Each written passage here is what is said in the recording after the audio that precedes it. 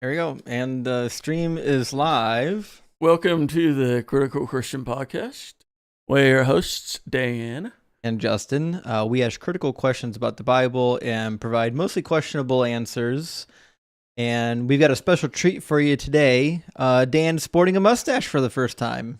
I've always had a mustache. Well, yes, but you also had a beard. A beard, yeah. But you look very distinguished. Oh, well, that's very sweet of you. Thank you. Yeah, especially with the glasses and everything. I mean, yeah, looking very scholarly.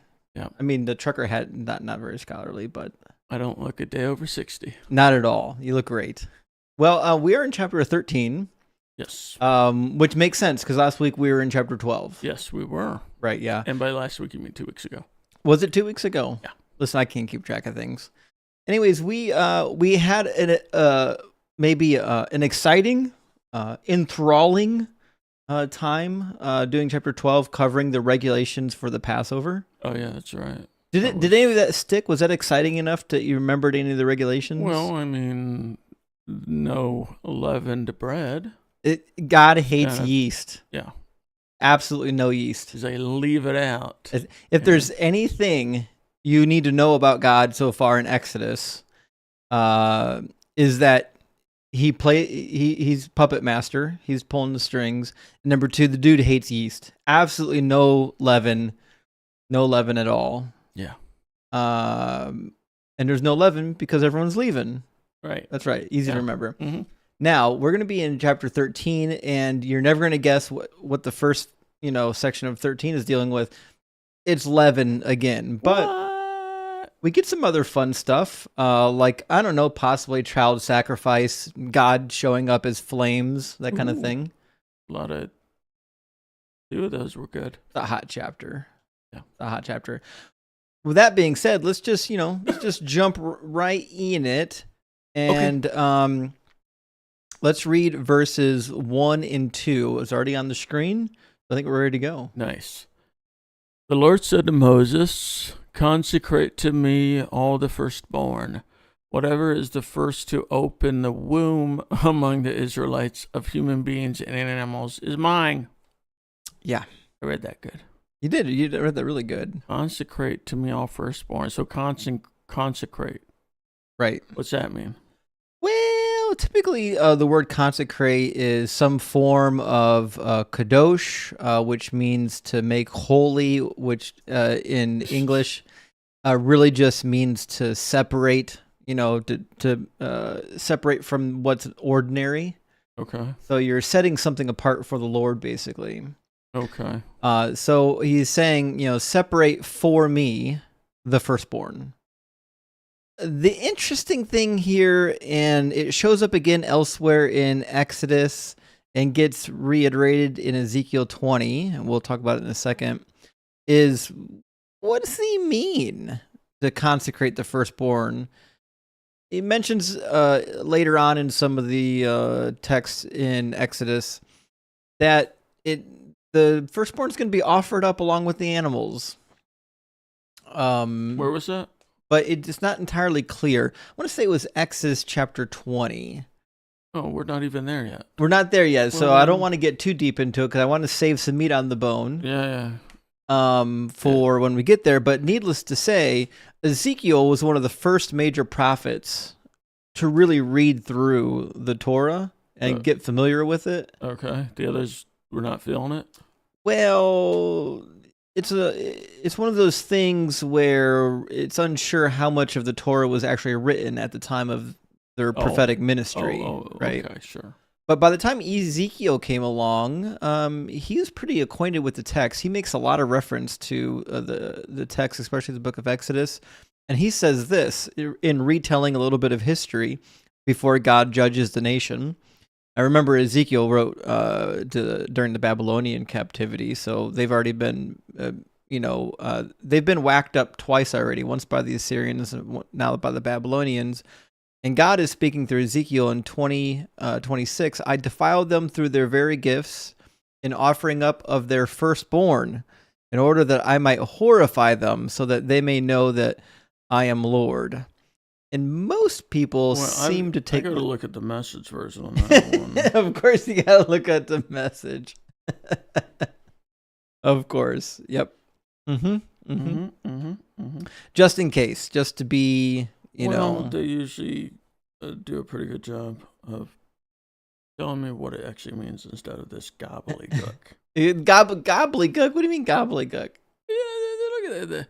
I defiled them through their very gifts. What does that even mean? Well, that's, because child sacrifices is a defiling practice. It's one of the reasons why God wanted them to drive out the Canaanites in the book of Leviticus. It says you must utterly annihilate and drive out the Canaanites so that you don't become defiled by the same practices that they became defiled with. And then he lists quite a few of those practices. Okay. Yeah, I have no idea what this verse means then. Right. I probably can't say anything until I read the message. I'm sorry. Go ahead and read the message. I had to download my Bible. Well, I mean, I could put it on the screen. Do it, man. Yeah, I know your message us up. Your phone is stuck in 1982 somewhere, so we'll. I believe, yep, they got the message here, just for you. All right. And according to the message, they've got it in paragraph style. It says, "But I did lift my hand in solemn oath there in the desert," and I like that, there in the desert. "And I swore that I would scatter them all over the world, disperse them every which way, because they didn't keep my laws nor live by my statutes. They desecrated my Sabbaths and remained addicted." Oh, addicted is a good word. "To the no God idols of their parents. Since they were determined to live bad lives, I myself gave them statutes that could not produce goodness and laws that did not produce life. I abandoned them, filthy in the gutter. They perversely sacrificed their firstborn children in the fire. The very horror should have shocked them into recognizing that I am God." And that's the interpretation from the message. I don't know what that meant, though. You don't know what that meant. He's saying that according to Ezekiel, yes. Basically he's suggesting that God, because they wouldn't follow his commands, God gave them some bad commands in order to shock them, into horror. Right. And that command, Ezekiel is interpreting that command. Not this one specifically, but the next time it comes up in Exodus, he's interpreting that as child sacrifice. So this was to the Israelites? Exodus 22, 29 is the other one. So if you go to Exodus 22, 29, later on in Exodus, after they've already caused all kind of trouble, it says, "You shall not delay to make offerings from the fullness of your harvest, from the outflow of your presses. The firstborn of your sons you shall give to me." Uh-oh. Sounds like child sacrifice. I mean, it clearly isn't. So. Well, that's what I'm saying is, I don't think that Exodus is asking for a child sacrifice. I think Ezekiel is a good reason not to believe everything in the Bible. Well, that's what it seems like he doesn't know what he's talking about. Right, that's what I'm saying is, what do we do with Ezekiel? Because Ezekiel's kind of interpreting these commands in Exodus as, well, being about child sacrifice, right? So what do we make of that? Do we just write Ezekiel off, or? Yes. I presume so. Yeah. Oh, I don't know. I mean, I don't know. Yeah. I assume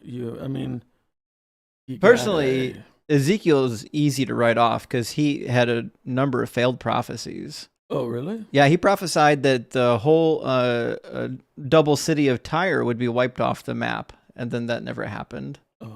Oh. Well, why do we still have it in our Bible?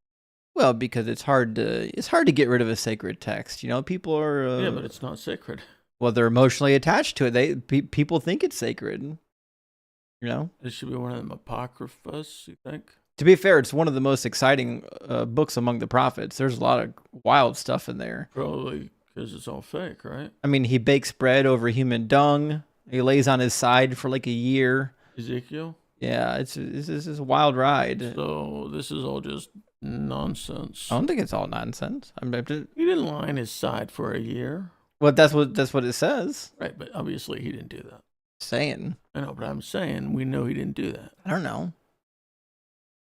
All I'm saying is we do have to, if you believe in, we'll call it biblical inspiration, all the books of the Bible were inspired by God to be there. Yeah. And if it's true that we have to accept Ezekiel's interpretation of Exodus, then he gives at least one possible framework for why God might have been asking for child sacrifice. And what's that? Well, he didn't actually want child sacrifice. He just wanted to shock the Israelites back into, wanted to shock the Israelites back into normal practices. At least that's what Ezekiel is suggesting. Did anybody sacrifice their children? I actually don't think so, no.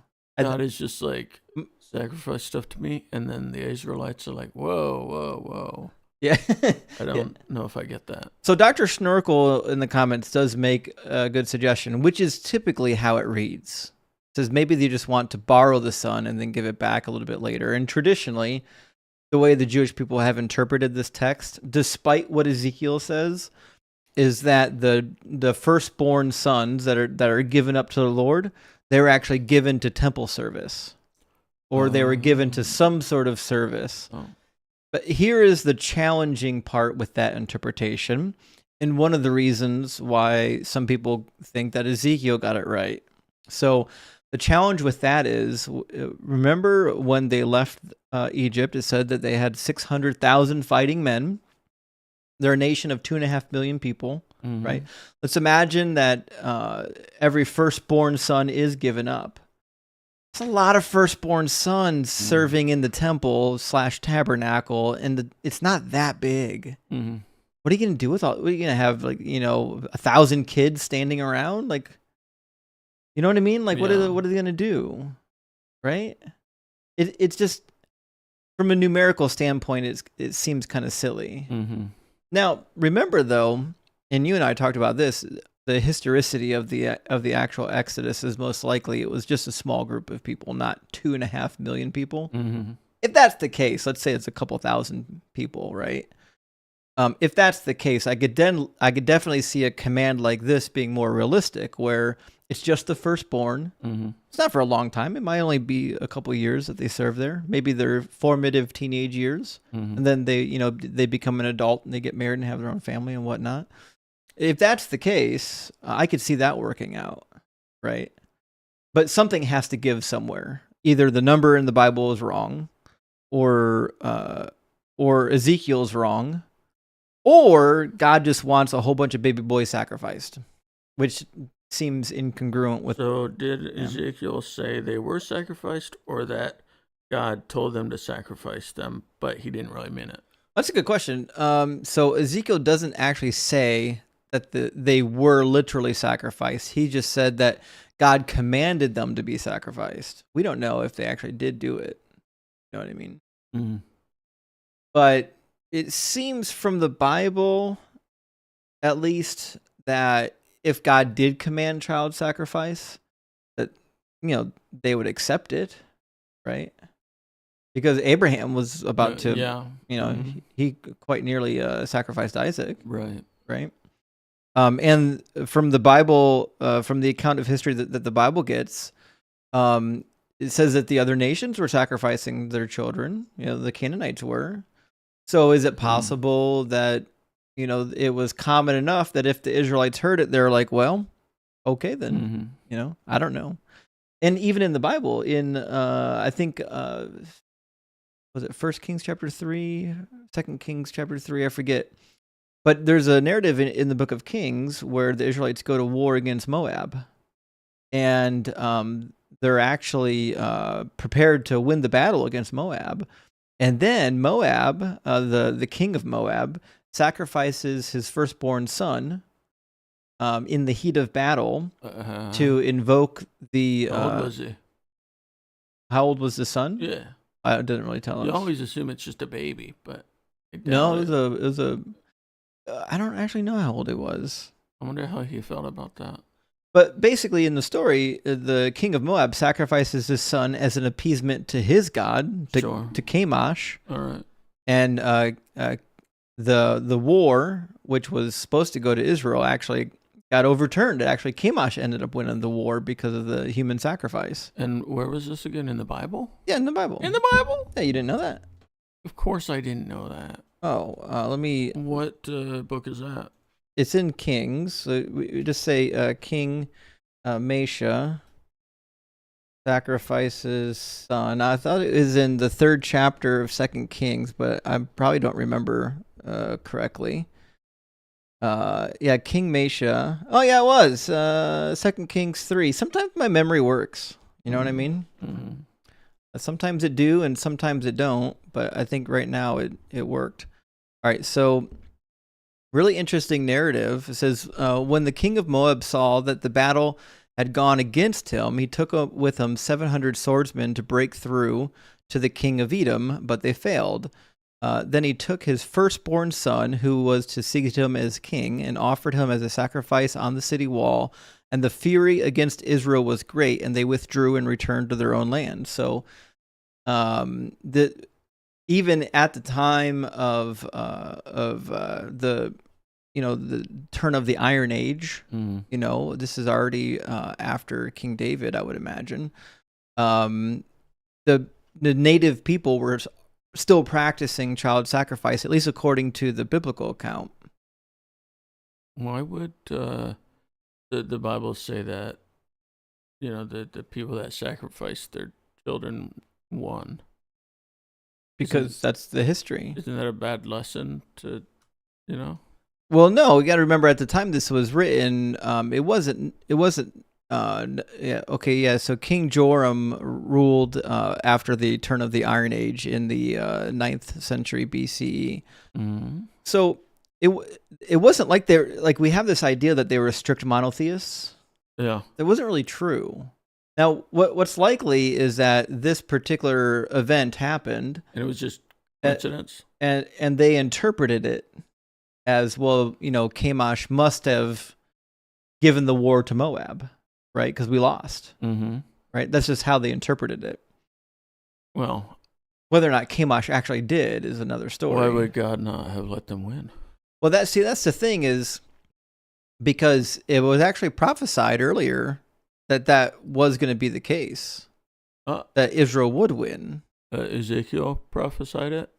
Not Ezekiel. There was a word. Let's see. Let's find it real quick. So we'll start at the beginning. Joram, the son of Ahab, became king of Israel in Samaria in the 18th year of Jehoshaphat, king of Judah. So the kingdom's already divided, as you recall, and he reigned about 12 years. He did evil, right? Cool. Yep. And then, and then down verse 4. Now, Mesha, king of Moab, raised sheep, and he had to pay the king of Israel a tribute of 100,000 lambs. That's a lot of lambs. And the wool of 100,000 rams. But after Ahab died, the king of Moab rebelled against the king of Israel. So that's the northern territories. So that time, King Joram set out from Samaria and mobilized all Israel. Okay, so now they're mobilized. He also sent this message to Jehoshaphat, king of Judah. The king of Moab has rebelled against me. Will you go with me to fight against Moab? And he says, I will go with you. I am as you are. My people are your people. My horses, your horses. By what route shall we attack? He asked. Through the desert of Edom, obviously. So the king of Israel set out with the king of Judah and the king of Edom. After a roundabout march of 7 days, the army had no more water for themselves, for the animals, or for the animals with them.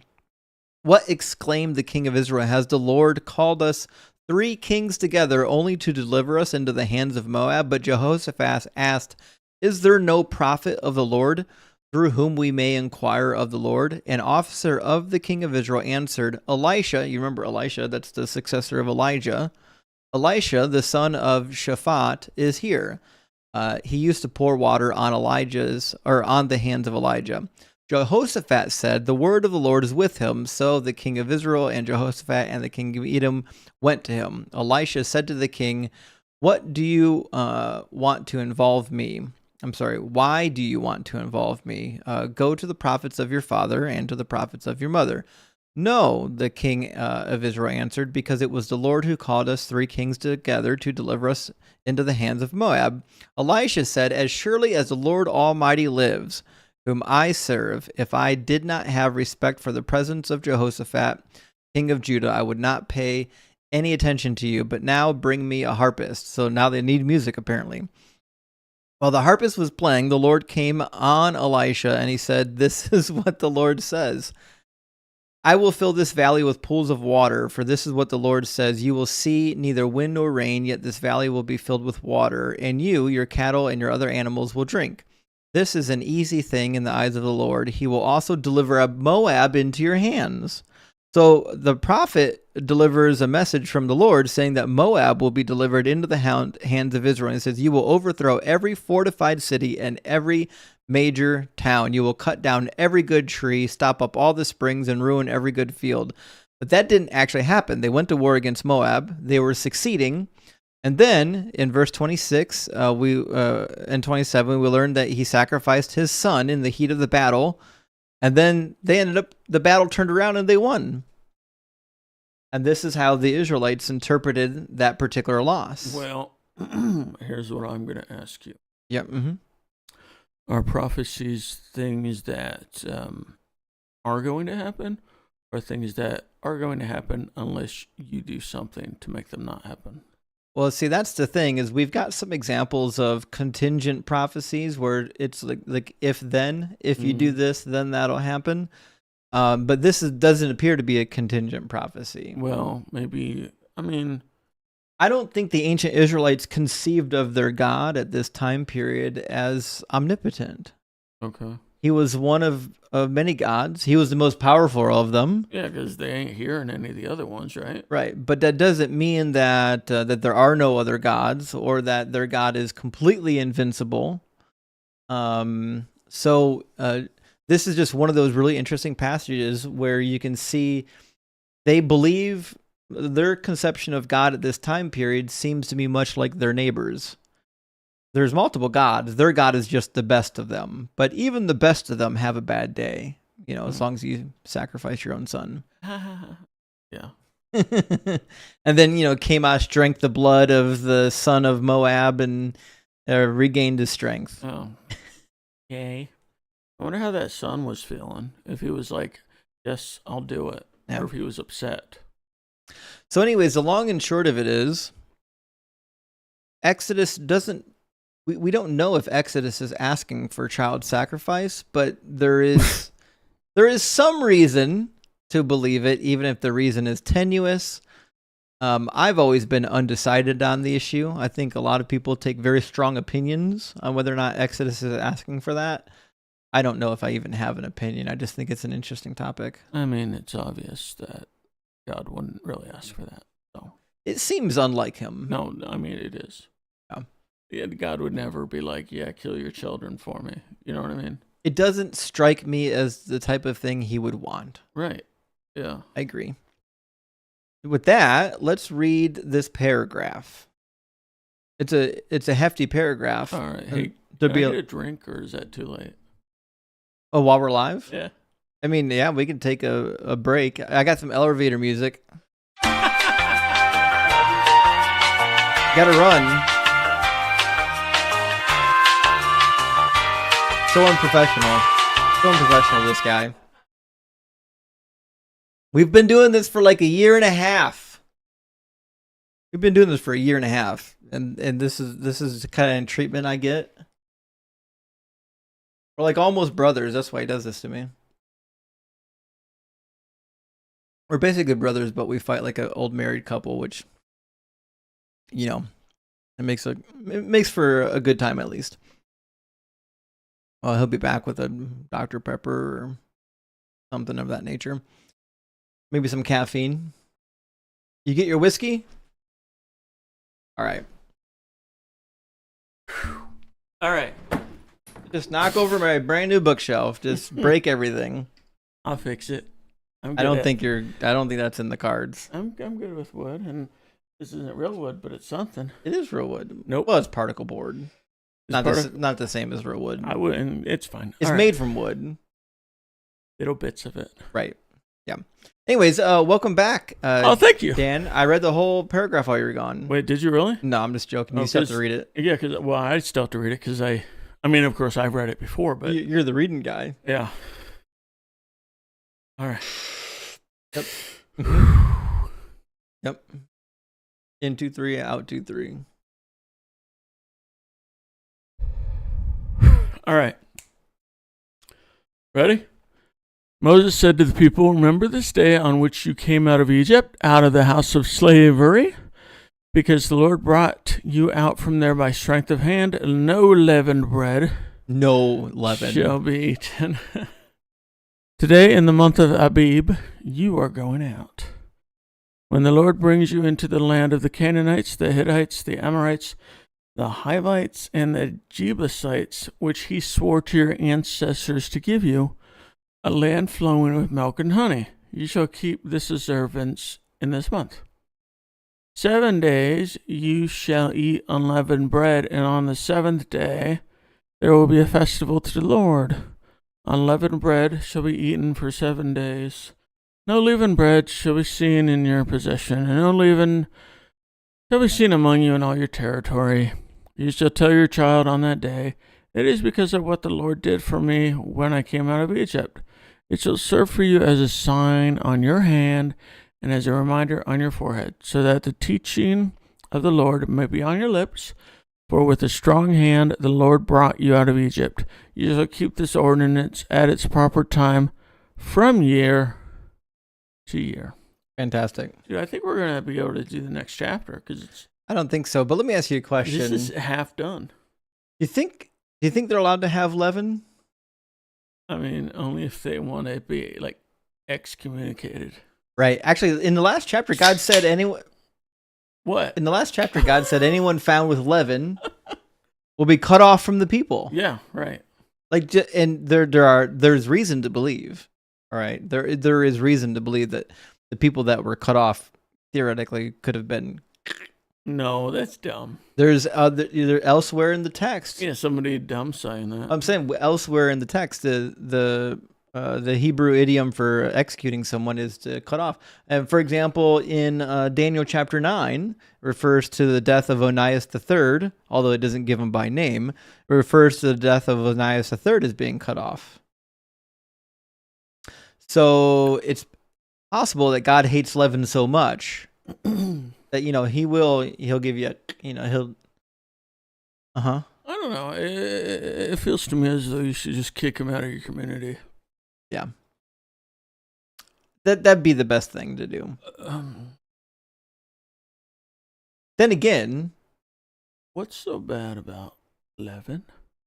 That's the thing. That is the thing. Why does God hate the leaven so much? I get it that it's symbolic. I really do. But I don't understand why God hates the leaven so much. Yeah. I still think he's got an allergy. I think God's got a leaven allergy. Yeah. Well, good to see you, Denise. And why did he make it? Why did he make the leaven? If he was allergic to it. Well, I'm not sure he made it. I mean, do you think he made the yeast? Doesn't he make everything? I don't think so. I mean, it's possible the yeast developed from natural processes after he made initial creation. It's a wild bacteria type of. Is yeast technically a bacteria? I imagine so. I think it's pretty damn close to a bacteria. Okay. So, but I mean, listen, even if you don't believe in evolution, but if you believe in like microevolution, you could see how, some sort of bacterial form could develop into a yeast strain and, And then everybody's like, man, I love this bacteria. Yeah, then it was like, listen, I love me some yeast. This is fantastic stuff. And you can make bread, you can make beer, you can make wine. And then God's like, absolutely no yeast. I will sneeze all night if you bring that into the house. You know what I mean? Mm-hmm. I don't know. I suspect. Yes, you have to suspect something because there's a lot of talk about the leavens, and I doubt you just took it at face value, right? Yeah. You probably were. There's probably a whole course in Bible college for this. Actually, yeah. There's some theories, about the leaven, but my thing is I don't think God cares that much about the leaven. I think that for the Israelites, the way that they commemorated history and the thing that held them together as a people group was their shared cultural experience, and that was most expressed through their holidays. the holidays to the Hebrew people were sacred. And so, what do you do when you've got a certain holiday? Well, what is like the most important characteristic of any given holiday? Like you think about Christmas. Can you think of one important characteristic of Christmas? In America, I'm not saying from the Bible. Christmas trees? What do you think of exactly? The first thing you think of is Christmas tree. So if I got it right. Yeah, Nice. so if you're writing a sacred text and God wants you to celebrate Christmas in a particular way, as the author, you might have some creative license to overemphasize certain parts of it, you know? Whereas here it seems maybe the author was, overemphasizing this whole idea of, listen, you will not have any damn leaven. Get that stuff out of here. And the feast itself is referred to as the Feast of Unleavened Bread. And other than the Passover lamb, honestly, that's the most memorable part of the whole festival, is that you just can't have any leaven. So naturally, your child or your children's would ask, well, why are we not eating any leaven? And this gives you the opportunity to tell the story. And that's what I think the festival and this is all about. It's a way of prompting the story so that you can always tell the story to your children and your children's children for all of eternity. Because the question of why the hell is there not any leaven, then the only appropriate response was because we was leaving. Yeah, that's it, right? Yeah, you love that joke, don't you? Yeah, listen, that joke. There's so many miles on those tires. Yeah, you know what I mean. But imagine for a second that they forgot about the leaven and they started having leaven during their festivals. Well, it's so easy then to forget some of the meaning behind the festival, The whole point was we was in a hurry and God saved us from the Egyptians. We had to go. We had to get. It was dramatic. You know what I mean? That's my interpretation. Well, that probably makes a lot of sense. Yeah. It still seems a bit much to slit a person's throat because of it. Yeah, it's a lot. Why that's probably not what happened. No, I don't suspect God was requesting people to have their throats slit over yeast. Then again, how would I know? I mean, there have been a lot of crazy times God smote people for nothing, basically. Spilling the seed. Touching the ark. Yeah, you got to be careful there. Yeah. Yeah, that was a real thing. And then unspecified sins. For example, Onan's brother Er. Right. Yeah. We don't know why he was executed. God just took him. Right. Just cut him right out. Anyway, so absolutely no leaven. But I had a question. It's interesting here in this paragraph. Let me find it again. Yeah, it says, you shall tell your children on that days because of what the Lord did when we came out of Egypt. And then we see it shall serve for you as a sign on your hand and as a reminder on your forehead. And this is the first time you get a reference to something being on the hand or the forehead, similar to the mark of the beast in Revelation, but they stole it from. Well, didn't Cain have something going on with that? He had a mark. We don't know what or where, but he had a mark. But what's interesting is most people interpret. So you ever see Jewish people with the little boxes that are taped or strapped to their hand or strapped to their forehead? Oh, no. The tophalim? No, definitely not. Or the phylacteries, as they call them. Oh, actually, I do know that word. Yeah, there's a couple of different ways to refer to them. Okay, so the phylacteries are really, they become prevalent because of Deuteronomy chapter 6. And Deuteronomy chapter 6 was written pretty damn late, maybe during the reign of Josiah, or just before the reign of Josiah. It's hard to tell. But one might wonder if the instructions for the phylacteries derived from this, right? When God, when Deuteronomy was being penned, maybe they interpreted, these devices as being literal, because of what we find in the book of Exodus. Was the author of Deuteronomy taking from the book of Exodus? I don't really know, but it seems that way. Because it was written after Exodus, obviously. Oh, so in this they're saying you should put something on your forehead and your hand.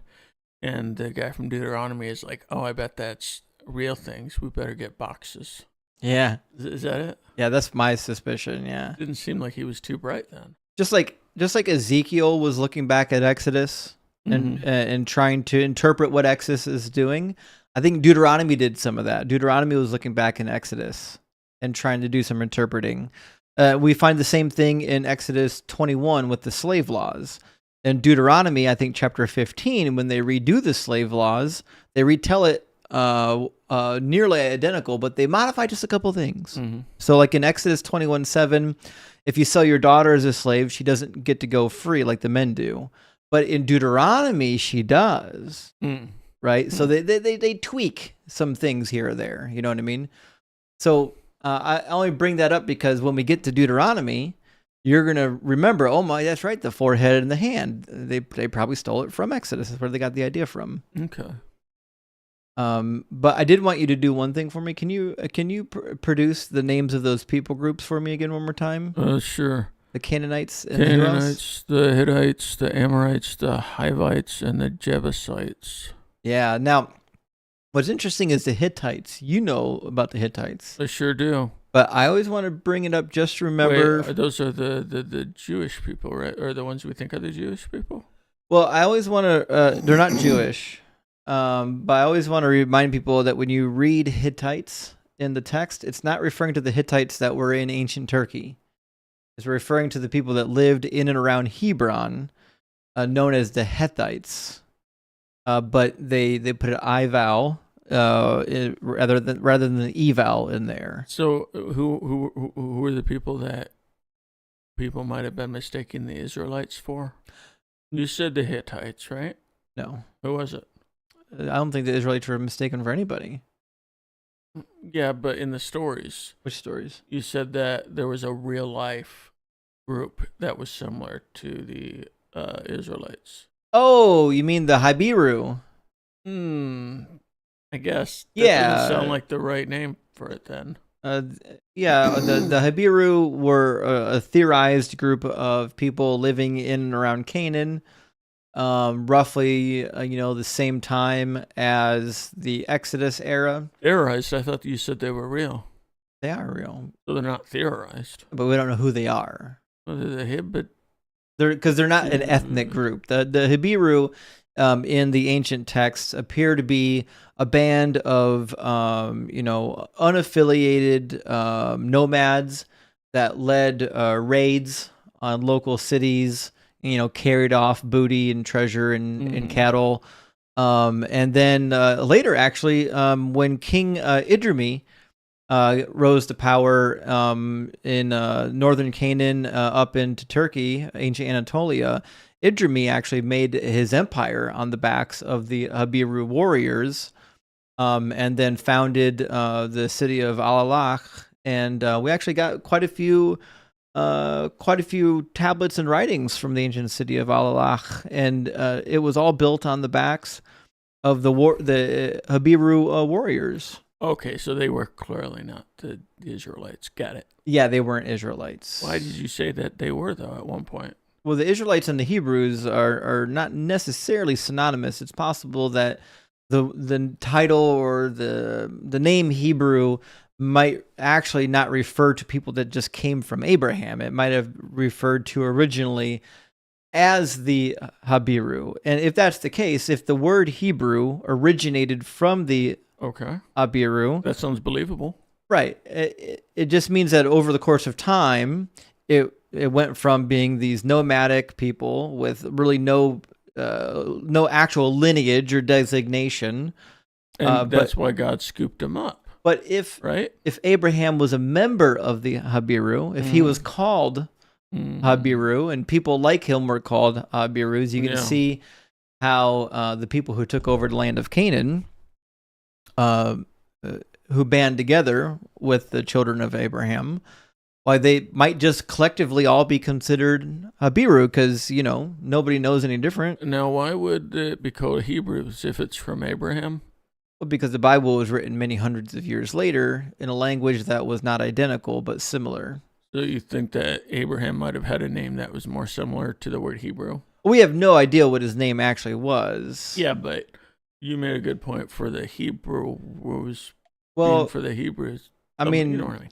The word Hebrew, most people assume it comes from the character in the Bible, which is Eber or Ever. Okay.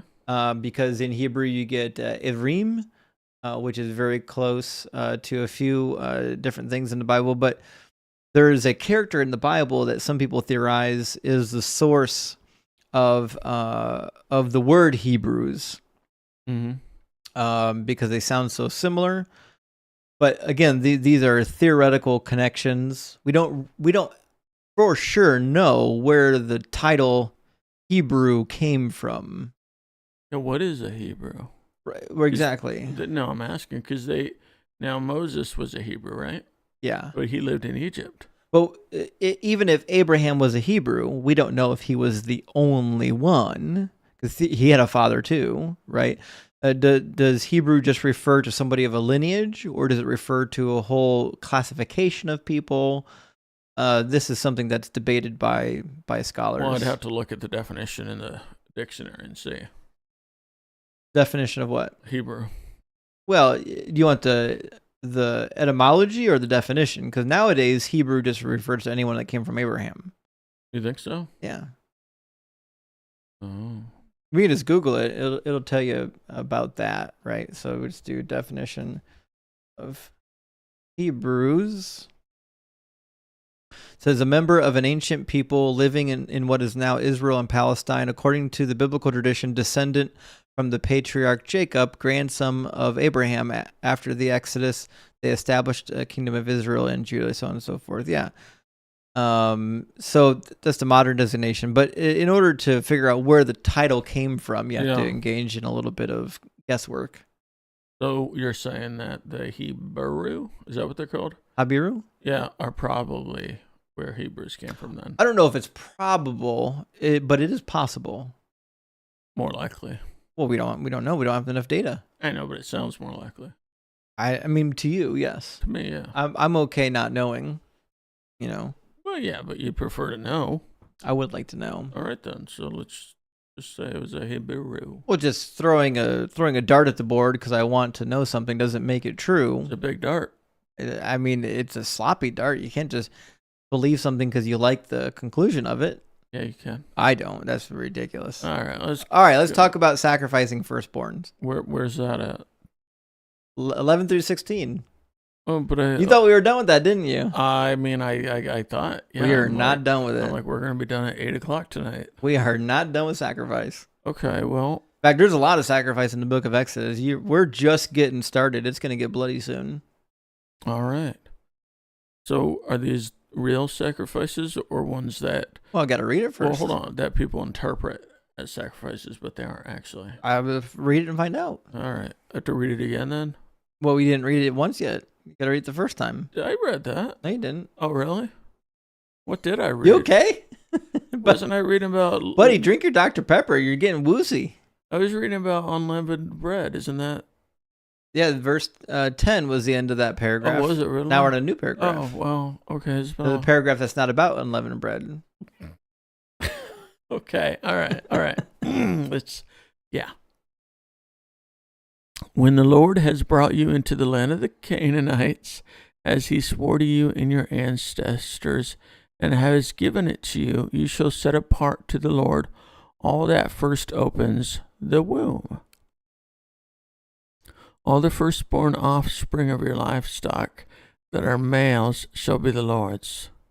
But every firstborn donkey you shall redeem with the sheep. If you do not redeem it, you must break its neck.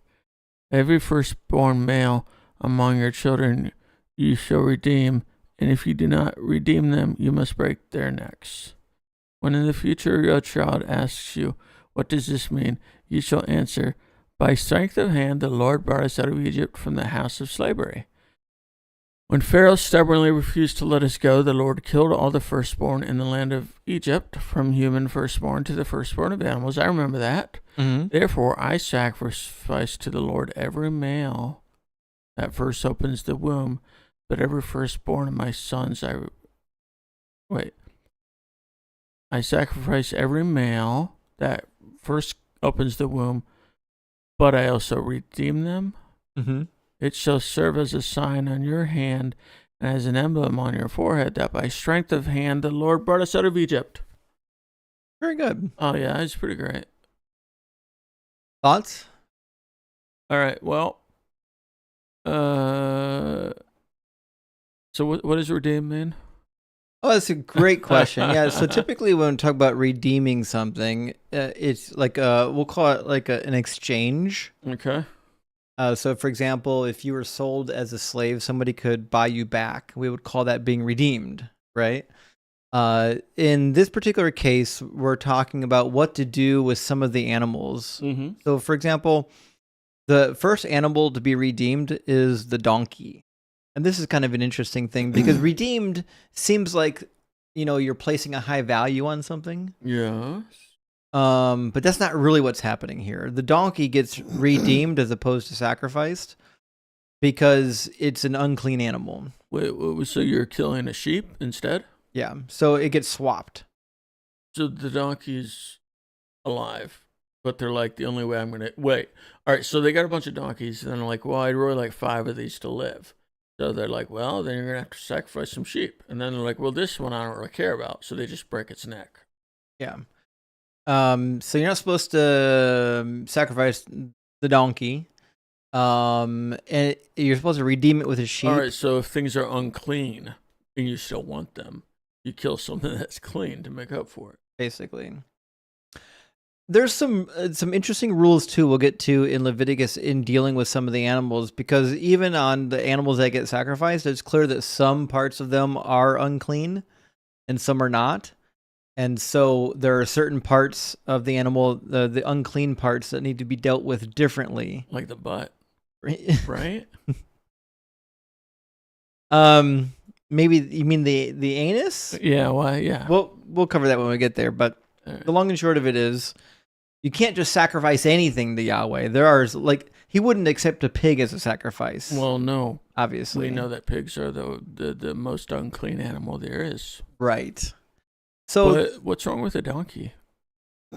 Well, who determines? I mean, I guess God determines it, right? Or was there already a list before God came around? Donkey's just like a hairy, taller pig. It just feeds on trash. I mean, the thing will eat anything. It'll eat a tin can if you give it a tin can. They're disgusting. The donkeys won't eat a tin can. They're the worst. That will cut up their insides. They're filthy pack animals, No, they're not. They're not even that good for meat.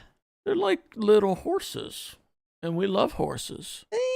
Are they though? Yeah, little horses. You've been watching too much Shrek. I don't think people like donkeys as much as you think. You can ride on them, I think. You can? Yes, because they're a filthy beast of burden. Okay, you can ride on horses. Are they filthy beasts of burden? Oh, they're gorgeous, majestic creatures. Yeah, what's the difference then? One's filthy beast and one's majestic, beautiful. But there's really no actual difference, is there? There's a big difference. Yeah, donkeys are much smaller and they're filthy and stinky. And horses are, much bigger and sleek and intelligent. I'm pretty sure they're probably about the same amount of intelligence. They're probably both pretty damn stupid, actually. Oh. But still, the horses are way cooler than donkeys. Hey, listen, we're getting way off the beaten path here. I'm just saying, is this just some sort of, flip a coin and determine it? Or is there, logic here? What do you mean? Is there any logic for... Is there any logic for donkeys being unclean? I'm just asking. Real logic, not... Yeah, because they're filthy pack animals. That's what I just told you. They're disgusting. Are you doing a joke here? Or? No. What's wrong with a pack animal? They're disgusting. What? Why? They don't clean or bathe. Because they carry stuff on their backs? Yeah, they're for work and, But horses are fine. Well, first of all, they're not sacrificing horses. I mean, Right. theoretically, on the timeline, they wouldn't even have horses. Horses were literally just introduced into Egypt like 200 years prior. Like, and they're pretty what's the word I'm looking for? Hard to get a hold of. But donkeys are all over the place. Yeah, donkeys pretty. Get donkey. Ain't hard to get some donkeys. Well, what makes sheep so clean? They're white. Have you seen them? Is that what it's about?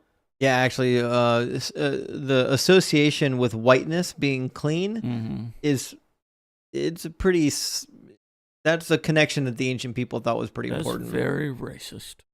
Yeah, I mean, I don't know if it was about race. It's not nice. I mean, they just associated whiteness with purity. Yeah. You know? That sounds like such a bad thing to say, huh? For what it's worth, I'm more of a pinkish. You're extra pure. Yeah. So white that we can see through your skin into your... Into my... Yeah, what's underneath? I was thinking I look more like Oh, a pig, boy. actually, so... Yeah. I always thought it was because, the unclean animals are the ones that, like, carry diseases or, pigs. I mean, God was like, don't eat these, but it was mainly because they would make you sick. And so it's just a way to, have them have the more modern, whatevers. But I doubt eating a donkey would be that bad. It can't be good. Have you ever had donkey meat? No. Have you ever known anyone who ever ate donkey meat? What about horse meat? Have you ever eaten that? Yeah. In fact, you can get it even at McDonald's if you go to Europe. Ew. Horse meat's common. That's gross. It's good. Horses should be alive. Delicious. Ew. What a waste of a horse. There's a lot of meat on those bones. It's pretty lean. Donkey's got to be gamey and chewy and nasty. Ugh. Which it could be another thing. It could be that they actually didn't want to sacrifice the donkeys because they're disgusting. They didn't want to eat them. They're like, yeah, just break his neck, throw him out back in the garbage pile. You know what I mean? Seems like you shouldn't have to break his neck. This is out there eating poison ivy a half hour ago, anyways. But okay, whatever. I'm just saying, donkeys they're disgusting. But they're so cute. Are they though? I guess so. I don't think that to be the case. All right. I don't think that is the case. Anyways, yeah, the big no to the donkeys. Now you notice the other thing that gets redeemed. Denise asks, aren't they eating the sacrifice meat? That's right. Yeah. Typically the sacrifice meat was eaten by the priests, and some of it was eaten by the participants that sacrificed, and then some was burnt as an offering to Yahweh. Obviously, you wouldn't burn up the unclean part of the animal for Yahweh. He gets the best part. Denise, that's a very good suggestion that they don't want to sacrifice the beasts of burden because they need them to do the damn work. Yeah, except that wouldn't explain why they break their necks. Yeah, listen, you're not going to do any work with a broken neck. I can't even do work with like a kinked neck. I sleep the wrong way and I'm useless. Yeah. Imagine doing work with a broken neck. It's just not nice. Walking around sideways, trying to carry a load. But it seems to me like the goal is to redeem the donkey with the sheep. But if let's say you don't have a sheep, then you can break its neck. Whatever you do, just don't give it to God. God don't want that. Like, can't you sacrifice like a pigeon or something instead? Not yet. Not yet. There's some bird blood that's gonna come up soon. We'll get there. The birds aren't getting off scot-free. The birds are getting executed too. They're gonna get their little necks wrung. Nobody cares about birds. There's so many of them. Yeah, I mean, they're like the fish of the air. Who cares anyways? Yeah. Well, I mean, I'd rather kill a bird and let a donkey live. Birds are so dumb. They fly into windmills that aren't even moving. I have like 5 dead birds every spring that just run into the window of my house. And no one cares about these little things. So you get to save 5 donkeys. What? Well, you can't redeem a donkey with a bird. That's too low of a value. You got to have a sheep or something. What if it was a dead sheep? Oh, you can't sacrifice dead sheep. That's horrific. Well, I don't know if they died of natural causes. It's offensive to the Lord. You have to offer the best of the flock, unblemished. Oh boy, it's like a waste. What an insult! God would smite you first. Lucky he doesn't smite you now for suggesting it. All right, what do we got next? Let's see. All right, so the children get redeemed. What it says? Yep. Yep. So what are you redeeming that with? A sheep as well? See, isn't that the interesting thing? It just assumes you know. Okay, but let's imagine for a second that the text says, every firstborn among your children you shall redeem, and maybe we're supposed to make the inference. Sorry, Denise, I know you love birds, but I can't I'm not into the birds. Let's assume that the text is giving us cardinals. Actually, some of them are pretty and blue jays. Pretty good looking, actually. Cardinals and blue jays. Actually, bald eagles are pretty. They're pretty badass. Nah, I don't think so. They can carry goats. Like cardinals. Okay. All right. So the children, though, if we assume that the text is telling us that the children would get redeemed with a sheep, my guess is if you don't have sheep, you have to break their necks, right? Well, that's the thing, is it doesn't give you an alternative. Right. It just says they have to be redeemed, which means I don't think you're breaking the neck. Because with the donkey, it says you shall redeem it, but if you don't redeem it, then you break its neck. There's no part here where it says if you don't redeem your child, then, if I were writing this, I would probably write it down there just so nobody thinks, oh, yeah, I bet I break their neck too. Well, yeah, but it gets interesting because let's imagine for a second that we read the text and we're supposed to take away from it that you would redeem the child with a sheep, right? Okay, fair enough. So you replace the baby with a sheep, but and that sounds like an easy solution, but I'm confused why a human child would have the same value as a donkey. Okay. You need like a horse or something to sacrifice. Yeah, you think you'd want to, up the ante. Right, or a dinosaur. It makes you wonder how much value they placed on the children. It would seem up to now in the text that the firstborn of the children would be like super valuable. They put a lot of importance on the firstborn. They get the most inheritance. They get the most say in the family in terms of authority. So it seems odd here that the firstborn children have the same value as an unclean beast of burden that just gets his neck broken. Okay. That's all I'm saying about that. Well, so if this is basically saying that your firstborn children are already redeemed, that sounds to me as though it's a good argument against God telling the Israelites to sacrifice their children, right? Because God clearly doesn't want the children to die. Yeah. Damn. Denise got a good point, though. Denise says, I could see a girl being sacrificed for a donkey. Yeah. Well, maybe in China. No, in ancient Israel, for sure. We'll get to some of the misogynistic laws soon. Okay. They're not pretty. They're not pretty. So far, it's been pretty equality. A couple more chapters, it's going to get hairy. All right. Yeah. But here's the thing, though. Listen to what he says right after he says that you have to redeem the children. It says, when in the future your child asks you, what does this mean? You shall answer, by strength of the hand of the Lord, by strength of hand. That can't be right. By strength of hand. There we go. Comma. Why do they hate commas in the NRSV? I don't think you need a comma for that. By strength of hand, comma, the Lord brought us out of Egypt from the house of slavery. When Pharaoh stubbornly... The Lord brought us out of Egypt by strength of hand. Would you put a comma there? No, you wouldn't.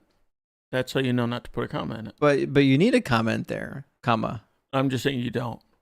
Yeah, but you do. You need to know when to pause. I'm just saying you don't. Well, you need to know sometimes when to pause. Sometimes the comma is just for pause. I know, but you're just supposed to know that. I don't know that.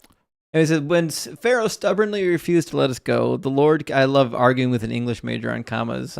I don't know why I'm doing it.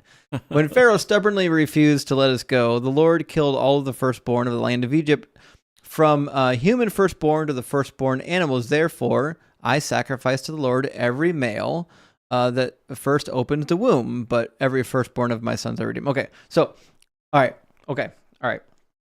Is this confirmation, right, that the firstborn that God executed was payback for the firstborn males that were supposedly executed under Pharaoh? I think this gives us another hint that one of the reasons why God wanted to execute the firstborn among the Egyptians was to, as a form of, we'll call it negative redemption. Yeah, I'm not getting it. Like, God said, you were attempting to off, the Israelite firstborn. Who was? The Egyptian. Did you not remember anything we've read? It's been 2 weeks, man. The Egyptians were killing the baby Israelites. Oh yeah, that's right. And then because they wanted to. Right, and then the Egyptian midwife says, because they were trying to kill Moses, right? They're trying to kill Moses. That's right. Yeah. And then that's one of the reasons. No. That was before. That's why Moses got in the basket. Buddy, that's in chapter 1. Yeah, so what happened then? So why were they trying to kill all the babies again? Because they were too numerous. Oh yeah, that's right. Right. And then the Egyptian midwives were like, no, the Hebrew women are too vigorous. They give birth before we get there, right? And then Pharaoh later executes the firstborn, and it's not entirely clear, but it seems clear is that he was doing it as payback for the firstborn Israelites that were being killed by Pharaoh. Well, hold on. The firstborn Israelites that was the one with Moses, right? He's an Israelite, right? They're all Israelites, right? But I just want to set it in my mind where the story is, right? Yeah. So now this. Oh, so now the Passover, what was payback for that? Is what you're saying? So I'm saying, yeah, it seems like what we're reading right now in this paragraph is kind of framing the execution of the Egyptian firstborn as a type of redemption for the Israelite firstborn that were killed. It doesn't explicitly say that, but it seems to be implied that God needed to execute the Egyptian firstborn as a form of redemption. He needed to as a form of redemption. Yeah. Right. You can redeem people that are dead. That's why I call it a negative redemption. Meaning? I mean, it's negative, no longer exists. What about those children that God just killed? How are they going to be redeemed? They're not. They're dead. I'm saying. Yeah, but so were the other babies. I'm saying. Babies aren't coming back to life. No. But how come some get to be redeemed and others don't? To redeem something just means you're exchanging it for one thing or another. Okay. He's saying, I'm making an exchange. You killed my Israelite firstborn. I'm killing your Egyptian firstborn. So, and then we get to the redemption laws, and God says, now, rather than killing all these firstborn sons, we'll be redeeming them. So God's like, that might have been too much. I'm sorry. Now on, I'll just be redeeming them. I don't know if that's what's being implied here. I'm just suggesting that there's some implied suggestions here that maybe that last plague was designed as a response to what Egypt did, not just because God wanted to execute babies. Now, would that be considered justice or retribution? I would call that retribution. Okay, but God would call it justice, right? Yeah, the Bible would call that justice. Okay. Because remember, even way back in Genesis, we learned that it's okay for somebody to avenge, the innocent blood of another. Maybe. Yeah, and we'll get more of it here in the law codes. There would be a number of laws against avenging the blood. Yeah, but I don't think we're to assume those were all given by God, right? What do you mean? All the codes and laws and crap. Oh, I mean, I don't think any of them were, but that's up to you to figure out how much of it you think were original and how much were added on later. The 10 Commandments, that's it. Yeah, I have no idea why you Right. make that distinction, but Because we know God gave Moses the 10 Commandments. how do we know that? It's in the Bible. So are the other laws. Yeah, but God, it doesn't say in the Bible, and then God gave them 3,000 other laws to follow. No, it says God was on Mount Sinai and told Moses, give these laws to Israel. The 10 Commandments. No, all of them. Really? Yeah. You haven't read any of this. Well, no, but we haven't gotten there yet. I know. We'll get there. So it's not really my fault. God gives dozens and dozens of laws in the book of Exodus. Lots of laws given directly from the mouth of God, right? And Moses was writing them down then? Some of them. Just remembering them in his head? Some of them were written down by Moses. Some of them written down by, I think at one point even Aaron writes something down. But yeah, so anyways, long and short of it. It's just like a quill and some ink on a parchment? If I had to guess at this time period, it would have been on clay. They would have made clay tablets. Clay? No, not quill. Like a bird feather. No, they would have used a stick. Oh, that makes more sense, right? Or a reed, one or the other. Okay. And then they would have. Man, that would be expensive. All that paper they're using then. Well, yeah. Paper was hard to come by. For the good stuff. They would have had some of it. They just left Egypt. They probably did have some papyrus. No, I was saying the paper was going to be clay. The paper would be clay? Yeah. What are you talking about? Well, it would be clay paper.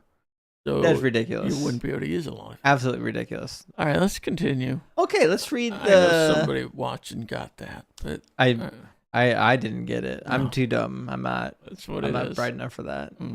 Let's read the last paragraph here. No. No? You got more? Well, because... so early. But, like, hey, it's going to take you... We're going to talk about this thing for like 25 minutes. And then what? We've already been on here for like an hour. Can I see the others first? We don't have to turn every chapter into a 3-hour chapter. I don't know why you desire so much to spend. I know we can like hold hands and cuddle after this. We don't have to be reading Exodus to hang out. You say that, but we never do. All right, we'll cuddle tonight. Okay. All right. That wasn't that hard. Okay. But you got to shower first. You smell, man. You know what? I don't have to do anything. You need to love me for me. All right. All right. When Pharaoh, I'm going to read this now. When Pharaoh let the people go, God did not lead them by way of the land of the Philistines, although that was nearer, for God thought, if the people... I love it when they read God's mind. Sorry, okay. God thought. That's priceless. God thought. Sorry. He's like, Yeah.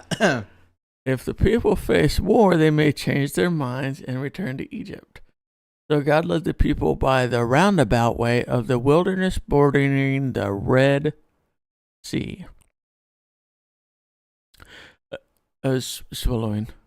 The Israelites went up out of the land of Egypt, prepared for battle. And Moses took with him the bones of Joseph, who had required a solemn oath of the Israelites, saying, God will surely come to you, and then you must carry my bones with you from here. They set out from Succoth and camped at Etham on the edge of the wilderness. The Lord went in front of them in a pillar of cloud by day to lead them along the way, and a pillar of fire by night to give them light. That rhymes. See, did you see that? Day and way and night and light, so that they might travel by day and by night. Neither the pillar of cloud by day nor the pillar of fire by night left its place in front of the people. You think that was just a coincidence? It doesn't rhyme in Hebrew. It's just a coincidence. Yeah, but is it a coincidence for doing it in English?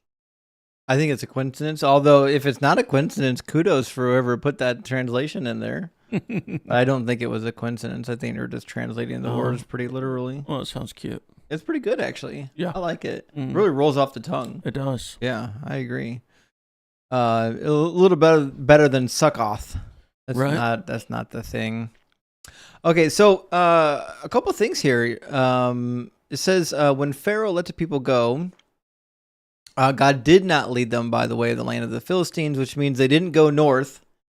along the Mediterranean Sea. That would have been the most direct route, is just following the northern trail along the Mediterranean Sea, which would have been the same trail that everyone else would have took. So they were probably like, what the deal? Yeah, Right. so God is like, we're not going to do that. Because I can't protect you. Right? Yeah.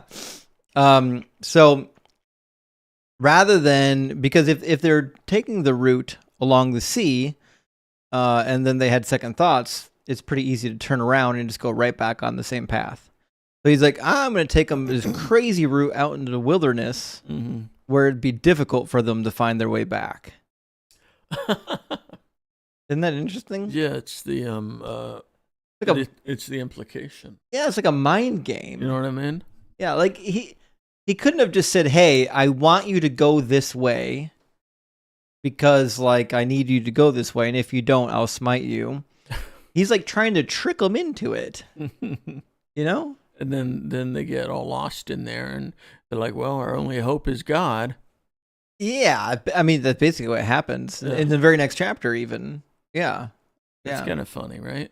It seems like God is we'll say still have a guiding hand over the outcome of all of these events. You know what I mean? A pretty big guiding hand. Yeah, it doesn't seem, obviously this part is not an accident that they ended up where they ended up.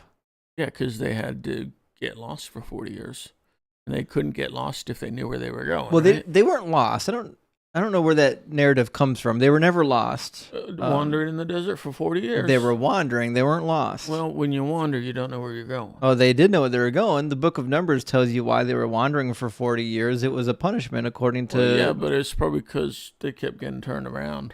No, it was a punishment for the bad report that the spies sent out, and they didn't trust in the Lord. So the Lord said, because this generation is so wicked, you're going to have to die off. And he said, you're going to wander to the desert for 40 years until all of your people die off and a new generation is here. Why didn't they just set up camp for 40 years then? Why did they have to wander around? Now that I don't know. That's a good question. Well, maybe they're looking for pasture land and for food or something more stable. Did they? Yeah, they find any? Here and there, yeah. Yeah. So anyways, long and short, it could be migratory patterns because of the weather too. It's always just hot. No, they had seasons. Did they? Yeah. Did it snow? Not in the southern Levant, no. You wouldn't expect that. But there was hail. You could get hail, yeah. Especially if it's like a plague or something. Well, hail's not hard. I mean, I've experienced hail all the way in Florida before. Well, it can hail in hot climates. All right. You know, because it's the atmospheric pressure and wind pushing the ice up and up and up. Oh, you don't have to tell me how that works. Of course, right. So, they go the southern route. All right. Which is not a good route. Right. A good place to get lost, and they're going to get butted up against the Red Sea, or the Sea of Reeds is the Red Sea. Look, see? This very intelligent lady is agreeing with me. I always thought that it meant they were not lost. Actually, no, sorry guys, they weren't lost. They were meant to wander the desert for 40 years. In fact, just give me a second. I'll grab the verse for you. I don't remember exactly what it is. I think it's right after Numbers chapter 13, if I had to remember. Let me grab Numbers 13. Man, I would be so pissed with those scouts, you know? Yeah, it didn't go so well. So in chapter 13, the spies go into Canaan, and then they give the bad report. And then I think in the next chapter, they get chastised for it. God says, because of this. And then the people rebel. Yep. Moses intercedes for the people. Right. Yep. Let's see. I'll Google it. Let's see. Israelites cursed to wander 40 years. Verse. Oh, so close. It was chapter 14. I was right there. So it's Numbers 14:34. I'll put it on the screen. This is why they were wandering the deserts. After the bad report, it says, according to the number of days in which you spied out the land, 40 days. For every year, or for every day a year, you shall bear your iniquity. 40 years and you shall know my displeasure. So God cursed them in the chapter after the bad report, after they rebelled, to make them wander the desert as a punishment. And he actually gives you the reason why. I think, let's see, starting in verse 31, says, your little ones, who you said would become plunder, I will bring in, and they shall know that the land you have despised. But as for you, your dead bodies will fall in the wilderness, and your children shall be shepherds in the wilderness for 40 years, and you shall suffer for your faithlessness until the last of your dead bodies lies in the wilderness. So the goal was to kill off that faithless generation. That's depressing, man. It's pretty rough, isn't it? Right. So where did they go? Did they go straight to heaven then? That's a large discussion. According to the Old Testament, everyone went to Sheol when they died. And they didn't believe that there was a place other than Sheol. Then later in the Old Testament, there developed this idea that at the very end of time, the righteous people would come up from the grave and would be returned to life, and the unrighteous would either stay in Sheol, or they would be annihilated, or they would be resurrected, but they would be resurrected into everlasting shame. Daniel chapter 12, where it says that. It just feels weird all the times that, God kills people because they're doing something bad. And it's like, are they now in heaven, living it up? What happened? I don't know. Nobody discusses it. Doesn't matter, apparently. Right. Actually, Denise has a good point. She says, not all deserts are hot either. It's cold in Afghanistan. There are some deserts that are not hot. The most defining point of the desert is that it's dry. And it has sand. Well, obviously. Except for the sand. Antarctica. Right. But to the point that you're making, though, yes, a lot of people will justify some of the more horrific killings in the Old Testament by saying, oh, it's okay because they're in heaven now. But if you're not a Christian... That's what the Inquisition thought. Right, yeah, well, exactly. The Spanish conquistadors were baptizing people and then murdering them. Yeah. But if you're not a Christian, let's imagine you're a Jew, it's very different. They don't believe that all of these people that just got indiscriminately murdered, like it's all okay now because they're in heaven. Mm-hmm. That's something that Christianity placed onto the Old Testament that's not found in the Old Testament. In order to believe that, you have to believe in progressive revelation. That God, God revealed more and more over the course of time, right? Yeah.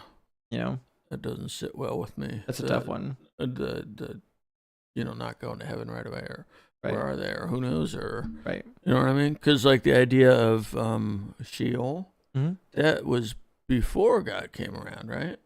Well, God was already in Genesis. What do you mean come around? You mean Jesus? No, I mean Sheol came from all the other gods they were worshiping, right? No, the idea of Sheol is just something everybody in the ancient Near East believed in. Oh, it didn't matter what your god was? Right, it didn't matter what your god is. Almost everybody in the ancient Near East believed in Sheol. It's in the Babylonian text, Sumerian text, Assyrian text. The Egyptians had their own version of it, although they didn't call it Sheol. I would definitely recommend getting yourself a book of the Egyptian Book of the Dead if you want to know a little bit about their afterlife. Oh, yeah, I was looking at yours a little bit the other day. Pretty cool. It's like, this is really pretty. Yeah. But anyways, right. So that's why they were cursed to wander, was because of their disobedience when they got into the desert. We're talking about Exodus, though. It is interesting that they had enough mind to take Joseph's bones, like he asked. Yeah, how long had it been since he died? 430-ish years. What? They had his bones for 400 years. That whole time they've just been carrying around his bones? Well, I don't know if they've been carrying it, but they've had them stored, right? Well, I mean, they're walking around here, right? Yeah. Or throwing them in a backpack or something at least, right? Yeah, but I mean, how much do you think they weighed? Oh, I mean, it couldn't have weighed more than, 20 pounds? I assume they had it stored in some sort of a ceremonial box of sorts that would have been on like a wagon. I don't think they're actually carrying the bones around. You know, kind of like an urn. Still feels very weird. Yeah. I mean, why would it matter? Seriously, why would that matter at all? Joseph's long dead. Yeah, but remember, Joseph wanted to have his bones buried with his ancestors in the Promised Land. But who cares? You know, he's dead. It's not like it's going to affect him in any way. You don't disrespect. Your elders will haunt you forever if you don't respect their bones. Did they believe that? Yeah. They believe that. Oh, of course. Yeah, ancient Israelite burial tombs show all the signs of the ancient burial customs where people believe that if you didn't give your ancestors a proper burial, that they could. So they thought they could haunt for you. 430 years we're good, but if we don't do this, she's coming back as a ghost. Basically, yeah. You got to get proper burial in Judaism is like tantamount. You have to give a proper burial. But it doesn't matter to the person who's dead. Well, it does. That's why they haunt you. You're saying they're doing it for the living, then? Well, yeah, but we all know that ghosts don't exist. They must have. According to the Bible, they do. What do you? I don't think so. But Samuel, in the book of Samuel, Saul brings up the prophet Samuel after his death from the witch of Endor. Maybe we'll discuss that in 10 years. Well, you think that was all fake? Well, I don't know. I haven't read that, as it turns out. Oh, but I have a good feeling you're going to say it's very similar to Ezekiel. The ghost of it's not. The ghost of Samuel is brought up by a witch, by King Saul, during the fight with the Philistines. And that's great, but I'm just saying, maybe this is like Ezekiel, where some of it's just interpreted wrong. I don't think so. You don't think? It's not an interpretation. It's a story about what happened. All right. Well. Anyways, long and short of it is. When do we get to that? Because Samuel? Yeah. Oh, we got time. That'd be like 2030. That's too bad, because that one sounds really interesting, actually talking about like the afterlife. We could do some topical podcasts in the future. Let's do it. Let's topical the hell out of it. Once we get through Exodus, we'll write down some topics. We'll do a couple topic podcasts. Yeah, because Numbers, Leviticus, Deuteronomy, those things are going to be like banging your head against the wall. Yeah, you definitely want to get some of the topical stuff out before you dive into Leviticus. Leviticus, wild. I know it's your favorite, but I mean, I love Leviticus, but what are you gonna do? Not everyone likes it. So, that's the end of the chapter. No, we'll think of other things to talk about. That's it. So what do you think about the pillar of light? You think that was? And not that impressive. All right, fine. What do you think about the pillar of fire? Huh? Same. That was probably pretty hot. Probably. I wonder if they were allowed to like roast marshmallows on it. Could you imagine? Or if God was like, "Yo, I'm too holy for that." You know what I mean? Yeah. Yeah. I mean, I would roast some hot dogs on that. Yeah. Would God be pissed if you roast a hot dog on his fire? He'd be really pissed. Could you imagine how mad he would be? He says not even to touch the skin of the pig. Don't even touch it. Can you imagine you roast a smushed up pig that's been wrapped in somebody's intestines, and you just stick it in the God's holy fire? Yeah. No way he would consume you on the spot. Yeah. You'd be like Nadab and Abihu when they walked into the Holy of Holies drunk. Yeah. Yeah, you're just done. You're toast. Utterly cooked. The good news is that I would imagine that, the fire would be so wild it would instantaneously cook the hot dog. You just need someone to grab the stick before it hits the ground, and you can still consume it. But then they would die for consuming pork. Right, I mean, it's just a never-ending train of Yahweh smiting people once you include the pork, I would imagine. Yeah. Pork's bad, apparently. But here's the thing. All right, now that you've brought it up, I don't know how many tangents we can go on. Mm-hmm. Listen, the reason why God did fire and smoke, because you mean light? He's a pillar of, he's a cloud by day and fire by fire and smoke. Okay. Okay. He's trying to tell you. He likes barbecue. What else do you need to know? You can smoke your meat by day and roast it by night, and you can have yourself a nice, good old brisket. He does like the pleasing aroma, doesn't he? He loves the pleasing aroma. Yes. Yes, I remember that. if you're reading this and you don't realize that God is asking for a juicy brisket, I think you're missing the whole point of the text. Could you imagine though the endless barbecue in that tabernacle, like just waking up and just smelling the barbecue?